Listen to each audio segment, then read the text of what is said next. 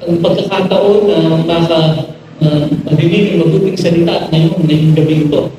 The air that we breathe, the water that we drink, the food that we eat, nakikita ko naman po na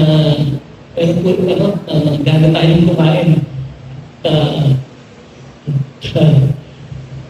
Dapat po natin pasalamatan yung biyayang yun. Number 3, gluttony. Ito po yung katakawan. It is defined as excess in eating and drinking. Hindi lang po yung eating, hindi po yung pag-inom ng sobra. Yung pong drunkenness na ginatawag. Kaya po, salamat sa Panginoon na dahil dati rin po, dahil nga po yung napanggit ko, talagang ano po yung ininom namin kailangan. Kahit po, miyembro pa po kami, miyembro na ako ng Couples for Christ, first few years, medyo mahilig pa rin ako. Pero salamat sa Panginoon dahil sa natututunan namin salita ng Diyos, dahil sa kagustuhan din namin magbago, nawala na yung vision, hindi maganda. Number 4, greed, kasakiman. Sad to say, pero marami po tayong alam ng mga politicians na sobrang greed po. Ewan ko ba, sabi na, minsan, pag nanonood ako ng TV, at nakikita ko yung mga corruption ba na napapanood ko, sabi ko, ang yayaman na itong mga to. Ang dami ng pera, ayos na ng buhay, pero hindi ko rin, tuloy-tuloy pa rin pag-corrupt sa pera ng pamahalaan. Well, yung po ay may mga naniniwala po ako, yung karang na tinatawag. Kapag ginagawa niyo po yung mga hindi tama sa kapwa niyo, meron pong matinding balikan. Okay. Number 5, last, yung pagdanasa, o if I may use the word, kalibugan. Sino parang, I'm sure, wala namang magtataas ng kamay kapag kinang po. Sino parang nanonood dito ng X-rated films? Nung po, binata ako, yan. Yung po kasing uncle ko, seaman eh. Pag-uwi po noon, ano po yung pinapanood sa amin, talagang hindi po maayos. Naiisip ko po yun na nangbibigil po ako. At sabi ko, Lord, sorry, hindi ko po alam na kasi talaga po hindi maganda ang pagpapanood ng mga ganun pelikula. Gaya nga po na sabi ko, nung bata po ako, feeling pogi po ako eh. Kapag meron po ako nagustuhan na babae, nakita ko maganda, naglalakad. Hindi ko mapigilan, nalapitan ko. At kikilalanin ko. Mapa nasa library pa. Pag nakita ko, talagang hindi ko mapigilan yung sarili ko. Nalapitan ko, kikilalanin ko.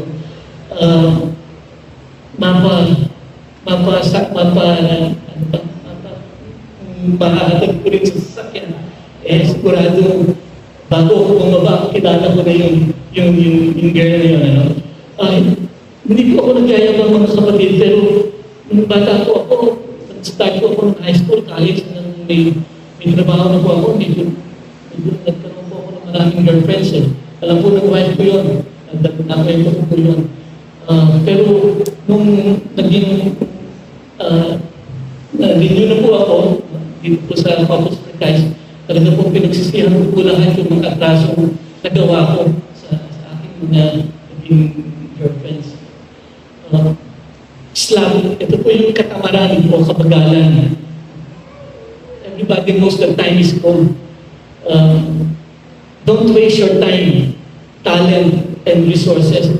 Ako po kanina, habang nakaupo po ako doon, nakita ko po si Brother Mimon, kapatid ng Mimon. Sabi ko, sige, kay Maris, kilip ako dito ng Brother Mimon. Ang sipag. Parang ako napapakagod eh. Kasi hindi naman mo tiga dito lang yan eh. Hindi naman mo tiga San Juan lang yan eh. Hindi naman mo tiga Quezon City lang yan. Hindi ko alam po yan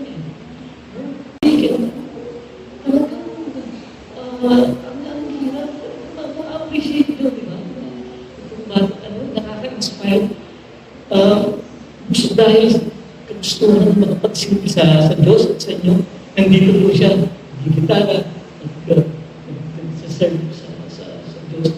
Hindi niya po sinasayang. Hindi niya po sinasayang yung oras. Hindi niya po sinasayang yung talent niya. Napakagaling tumitala niya. Hindi niya po sinasayang yung resources niya. Dahil ito po yung pinagkaloob sa kanya ng ating Panginoon. Kaya po ginagamit niya ng gusto. Ito pong time, talent, and resources na pinagkaloob sa kanya ng ating Panginoon. Pati na rin po yung mga kapatid natin niya, si Brother Charles, si Sister Perry, yung mga kapatid natin dito, matagal ng miyembro ng community.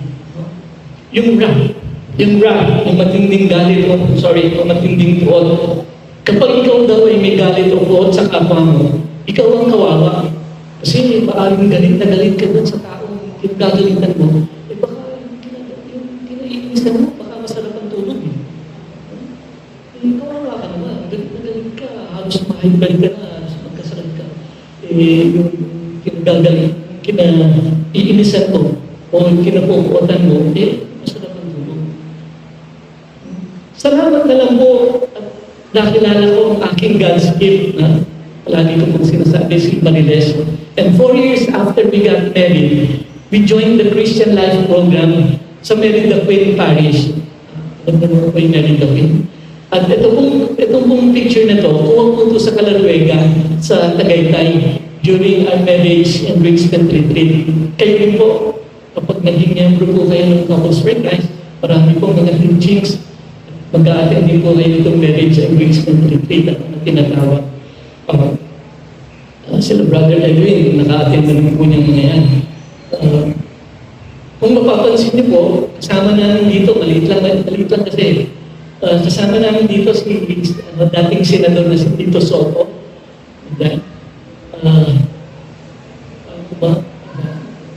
At yung kanyang may bahay na si Helen Gamboa. Kita niyo? Pwede niyo? Yes. Yan, yung dalawa yan. Oops, sorry. Ito kami yung dalawa ni Mariles. Oh, yes. Itimbago. Pero meron mas sikat sa picture na yan. Diyan sila Lisa Maripica, sila Vic and Lucille Gaol, sila Peping and Dulce Texon, sila Vivian Enriquez, Jess and Lita Ocampo, mga Nambulos, mga Puyats, at marami pang ibang kapatid natin dito sa Santuario ni San Jose. Salamat sa Couples for Christ for the blessings, guidance, and protection from the attacks of the evil one. At kami po ng aking asawa, magsa-celebrate ulit 66th wedding anniversary this coming October. 30? I'm sorry? 36?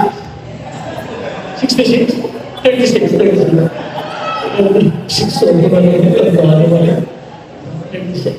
Edad ko po yun, 66. Edad ko po yun. Ito pong picture na to was taken a few years ago. Hindi po ako namumulitika ha, mga kapatid ha. Talagang favorite color lang po namin yan. Our eldest daughter po got married mga 6 years ago. Kaya nagkaroon po kami ng son-in-law na si Ram, nandiyan po. Alam nyo, nung binibigay ko itong talk na to, same talk, a few 5 or 6 years ago, or 3 years ago din. Ang dasal ko po, baka kung pwede nyo sa mga nasabi ko, mga participants, mga brothers and sisters, pwede po bang ipagdasal nyo na magkaroon na po kami ng apo? Dahil kasi mga 3, 4 years, 5 years, wala pa, no? Wala pang anak yun, aming panganay na anak. At saka yung sa ating dugo. Sabi ko, naniniwala po kami sa power of prayer. Pwede niyo po ipagdasal na magkaroon na po kami ng apo. Alam niyo po, God is good. Ngayon po, meron na po kami na po. Sobrang happy kami. Sino po nakaka-relate dito? Sino po may mga apo na sobrang, di ba? Sobrang sarap ng lolo't lola pag naalagaan ng apo. Kasi, ang apo, basta pag naalagaan alagaan mo at pagod ka na, bigay ka agad sa tatay nanay niya. At naiisip mo na, ay, hindi ako nagpapaaral dito sa ako. Yung mga magulang niya, bahala dito. Pero sa totoo lang po, sobrang happy po. Kasi po yung aming unit, hindi nire-renovate po sa Quezon City. Kaya po nakatira kami ngayon sa Alpasi. Doon po yung ako namin. Ay, pag-gising pala, sobrang happy kami ni Marilis na kapiling namin yung apo namin. She is now 8 months old and her name is Egaya Maria. God is good all the time. In Mark chapter 1 verse 15, as I have mentioned earlier, sinasabi po na naganap na ang panahon at malapit na ang kaharian ng Diyos. Kayo'y mga nagsisi at mga nagsisampalataya sa Ebanghelyo. God loves us so much. Ipinakita niya po yung kanyang pagmamahal sa pamamagitan ng pagpapadala ng kanyang anak na si Jesus. Na pinako sa krus. Si Jesus ay nagpakapako sa krus, mga kapatid, dahil sa tindi ng kanyang pagmamahal sa atin. Ang tamang response po natin sa pagmamahal ng ating Panginoon ay ang paghingi ang pagsisisi at ang magkaroon ng pananampalataya sa Kanya. Repent and believe in the gospel. Maniwala po tayo sa Ebanghelyo, maniwala po tayo sa salita ng ating Panginoon. Ito po yung doon pa noon sinasabi na ng ating Panginoon Jesus from the beginning of His ministry. And repentance and faith, brothers and sisters, go together. Ito na po yung double action response. We cannot just have one without the other. Hindi po tayo pwedeng nagsisisi lang at hindi po nagtitiwala o hindi po naniniwala sa ating Panginoon o nananampalataya sa ating Panginoon Hesus Kristo. Hindi rin po pwedeng naniniwala lang tayo o nananampalataya sa ating Panginoon Hesus Kristo, pero hindi po tayo nagsisisi sa ating mga nagagawang kasalanan. Ano po yung repentance? Sa Grego daw po, ang word ng repentance is metanoia, which is literally translated as a change of mind. Yung pong pagbabago ng kaisipan, kasama na rin ang paniniwala. Kung dati po, ang takbo ng isip mo, o ang takbo ng isip natin ay negatibo, ngayon po, dapat positibo na. No? Kung ang dati ang ating isipan ay marumi, ngayon ay matuwid na at malinis na. Kung dati ang motibo mo ay para sa iyong kapakanan lamang, ngayon ay para sa kabutihan na ng karamihan o sa kabutihan na ng lahat. Ang repentance o pagsisisi ay isang malaking pagbabago sa iyong buong pamumuhay. Mula sa iyong pag-iisip, pagkilos, pananaw, motibo, saloobin, at pag-uugali. Repentance refers to a significant change in the way you live your life. Repentance affects the way you think and act, your attitudes, motives, thoughts, and behavior. It means that when you are with Christ, you turn away from sin, evil, and wrongdoing. Napakahirap po talaga na kapag ikaw ay nakay Kristo na, gumawa pa ng kasamaan, sobra pong magigilty kayo, mga kapatid. Kaya sa pag ikaw ay nakay Kristo na, umiwas ka na sa paggawa ng mga kasalanan. Umiwas ka na sa paggawa ng mga kademonyuhan. Umiwas ka na sa mga maling gawain. Let's have a minute of silence. No? At isipin po natin yung mga sa tingin natin ngayon ay ginagawa natin mga hindi tama sa buhay natin. Tayo po ba'y madalas pang nagagalit sa ating o mainitin ang ulo, nagagalit sa ating mga asawa, sa ating mga anak? Tayo po ba'y may paminsan-minsan nag-uuwi ng mga envelope, ng mga paper clips mula sa opisina, inuwi para may magamit ang ating mga Tayo po ba ang sakit ng salita at bumura sa ating kapwa? Tayo po ba nakakalimot na sa magdasal? Sige po, isip po. Let's have a few moments of silence. Isipin po natin sa tingin natin hindi tama o hindi na nagugustuhan ng ating Panginoon Diyos.